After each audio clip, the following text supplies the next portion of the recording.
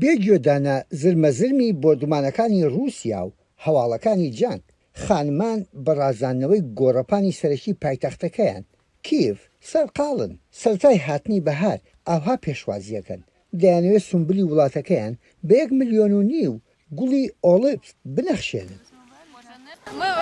ئێمە دروشمێکی ئۆکرانیا لە 1.5 ملیۆن گوڵی تولیب دروستەکەین. لەو ڕێگایشەوە دەتوانین میزاجی خەڵکەکە باشتر بکەین. پاشان گوڵەکان دابەش دەکەین بەسەر نەخۆشخانەکان و خانمانیشدا. هەر گوڵ دێنن و لە سەنتەری پایتەختەکەیان ڕایەخەن. نازانن گوڵەکانیان دەگاتە دەستی خانمان.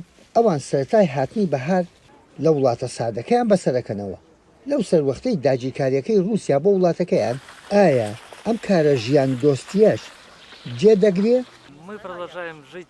ئێمە بەردەوامین لە بەڕێکردنی ژیانی ڕۆژنامەوانان وەک چۆن لە کاتی ئاساییدا بەڕێمان کردووە.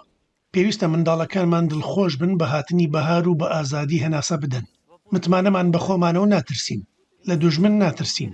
لەوەشدا شارەکەمان کێڤ یارمەتیمان دەدات چونکە دیوارەکانی پتە و تۆکمەن.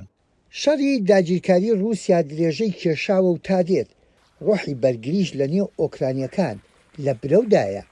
ئیدی لە پایتەختەکەیان لەم سەرەتای بەهارەدا 1.5 ملیۆن گوڵ چاوەڕوانی دەستی ئازیزانە. یەحیا بەرزنجی دەنگی ئەمریکا.